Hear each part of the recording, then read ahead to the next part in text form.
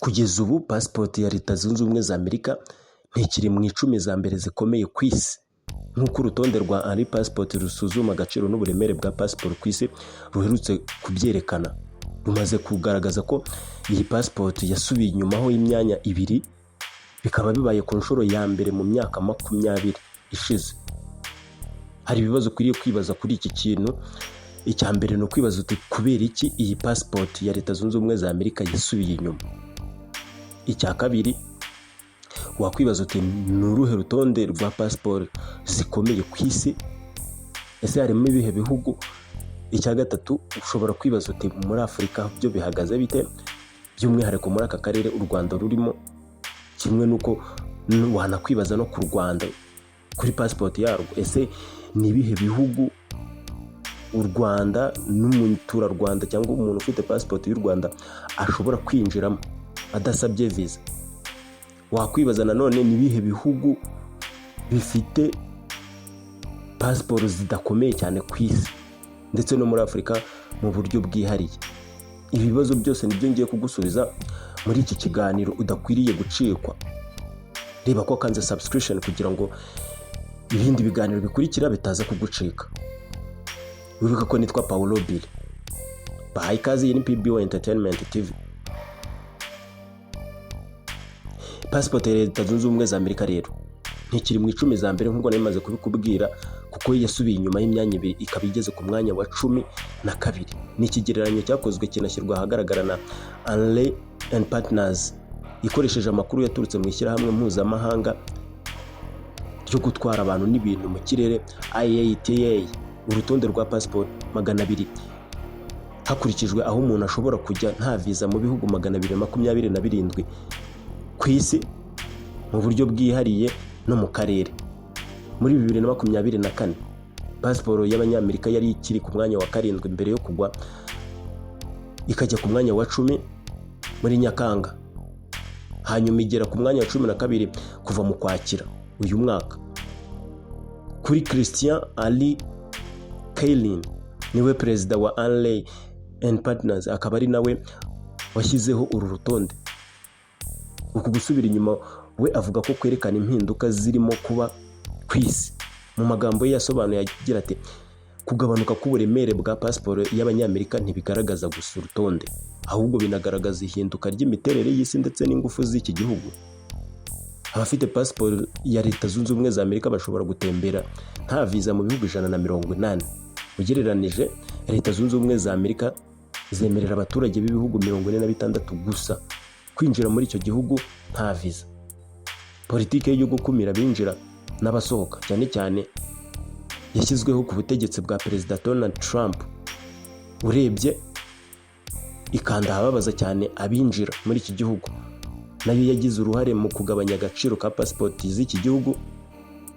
Ibihugu 12 byo muri Afurika, uburasirazuba bwo hagati n'ibyo mu majyepfo ya Aziya byahuye n'inzitizi zirimo gukomanyirizwa n'iki gihugu gikomeye ku isi. Bimwe mu bihugu bya Afurika n'abene bihugu b'ibi bihugu basabwa kwishyura visa ku giciro kingana n'amadolari y'Amerika 5,000 kugeza ku 15,000 kugira ngo binjire muri Leta Zunze Ubumwe za Amerika.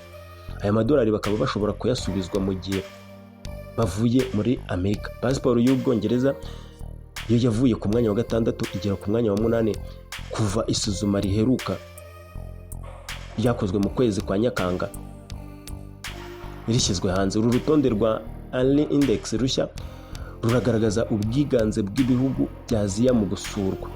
Ibihugu nka Singapore biguma ku mwanya wa mbere mu gutanga visa itishyurwa ku bihugu 193. Korea y'Epfo nayo itanga visa zitishyurwa ku bihugu 190, naho Ubuyapani bugatanga visa yabwo ku bihugu 189.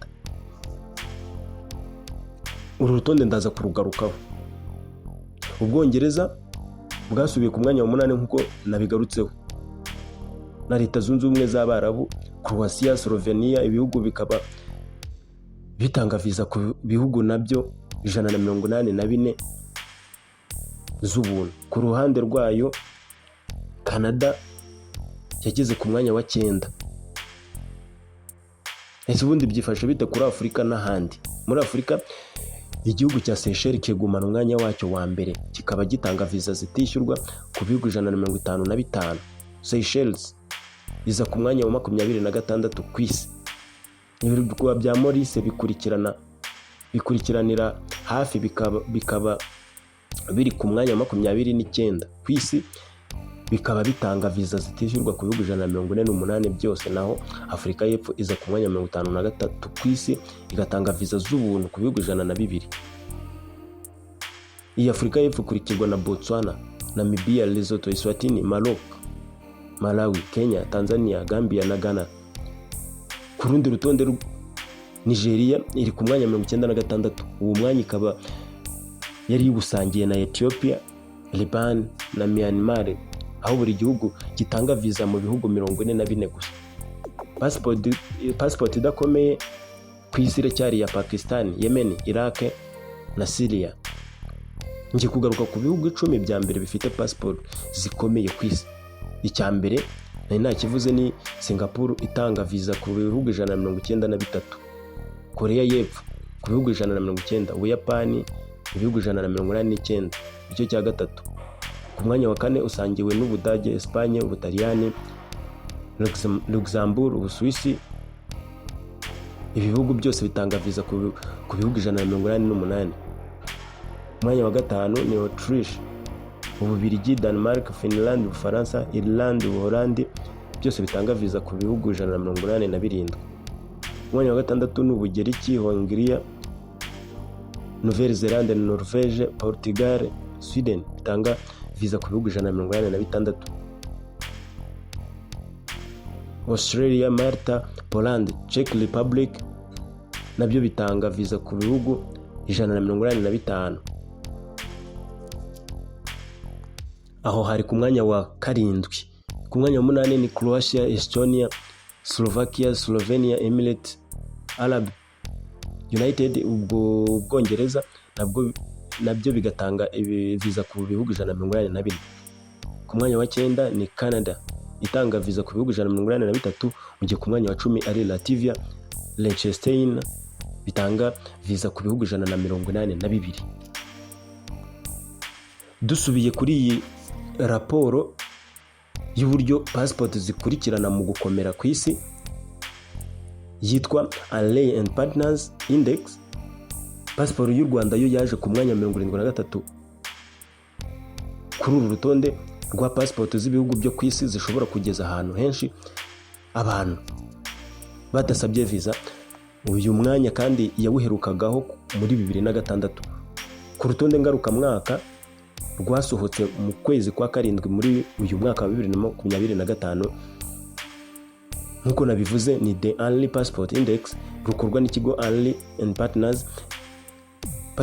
Passport y'u Rwanda yemerera uyifite kugera mu bihugu 63 birimo byinshi bya Afurika n'ibindi nka Bahamas, Bangladesh, Dominica, Haiti, Jordan, Nepal, Nicaragua, Philippines, Qatar ndetse na Singapore. Only Passport Index ikurikiranya passport ishingiye ku mubare w'ibihugu uyifite ashobora kwinjiramo adasabwe viza. Abayikora bavuga ko bashingira ku makuru y'ikigo International Air Transport Association IATA, nkuko nabigarutseho, bagakora n'ubushakashatsi bwabo ku giti cyabo. Umwaka ushize passport y'u Rwanda yari ku mwanya 76, mu gihe muri 2015 yari yageze ku mwanya 92, ari nawo wa kure yagezeho. Uru rutonde kandi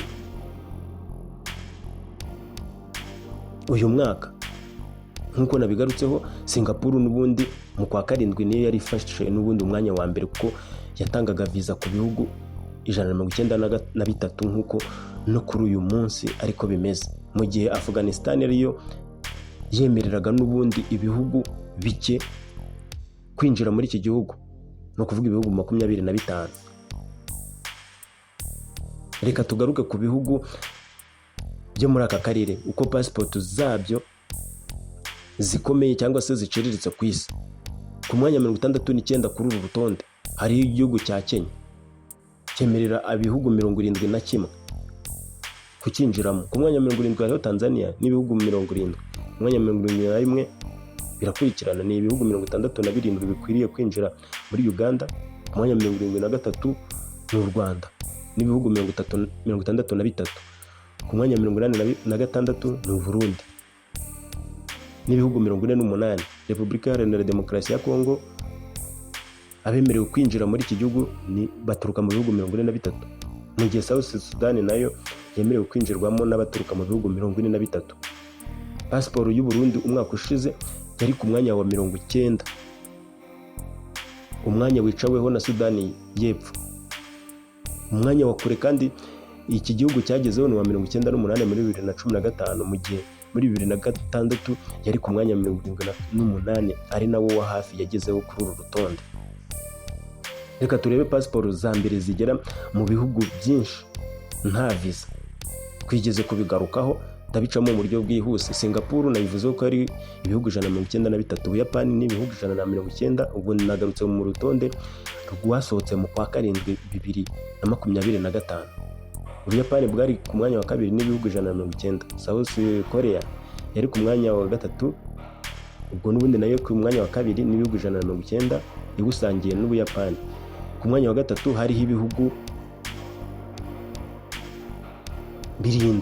Icya mbere ni Denmark, Finland, France, Germany, Ireland, Italy na Spain. Byose byari byemerewe ibihugu 189.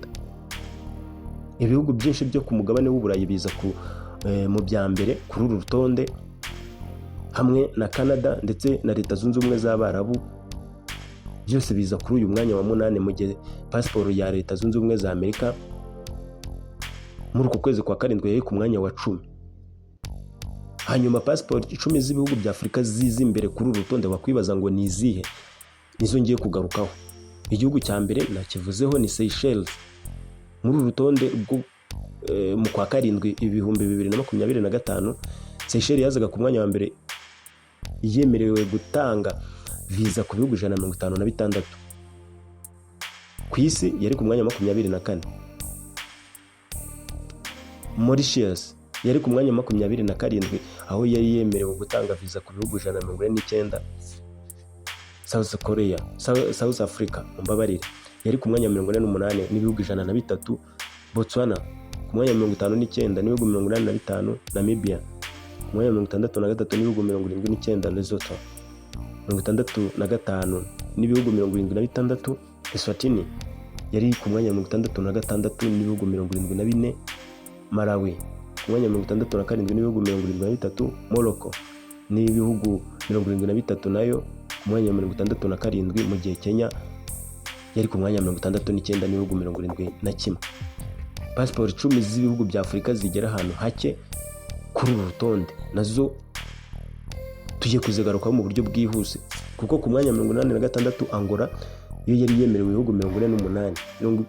Burundi bwari bwemerewe nabwo 48 ku mwanya wa 86.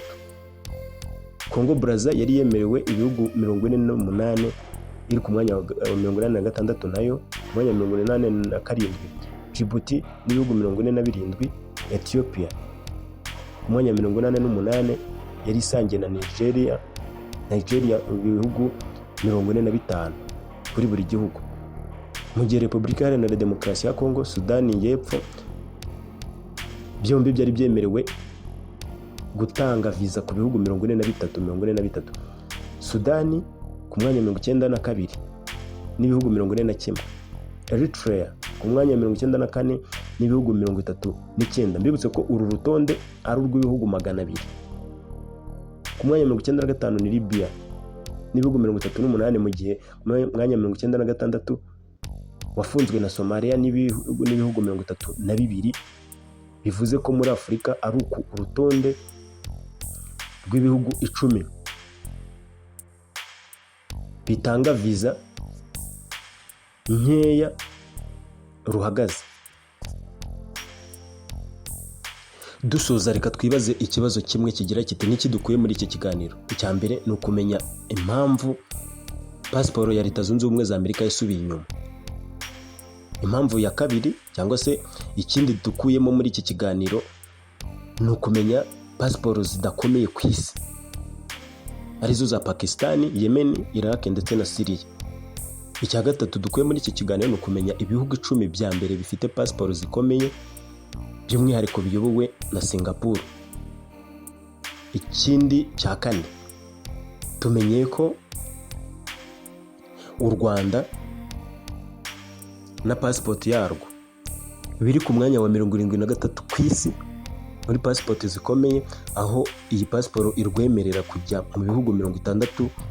Ni ukuvuga umuturage w'iki gihugu ashobora kujya mu bihugu 63. Icya nyuma twamenya ni uko igihugu nka Somalia cyemerera abaturage bacyo cyangwa se cyemera gutanga viza ku bihugu 32 gusa. Bivuze ko iki gihugu kirusha igihugu cya Afghanistan ibihugu 7, kuko Afghanistan yo yemera gutanga viza ku bihugu 25 gusa, ari nacyo cya nyuma ku isi. Nk'uko urutonde rwo mu kwezi kwa 7 2025 rugaragaza pasiporo zikomeye ku isi rubigaragaza. Mbibutse ko iyi ari PBO Entertainment TV, iwawe w'ibyegeranyo, amakuru y'ubwenge ndetse n'inkuru zigezweho. Kugira ngo uhorane amakuru nk'aya biragusaba gukanda subscription niba utarayikanda. Bibaye byiza ibi bintu wabisharinga. Ndabashimiye aho muri mwese. Bibaye byiza mwagira amahoro. Imana nibana namwe birambera umugisha. Ciao.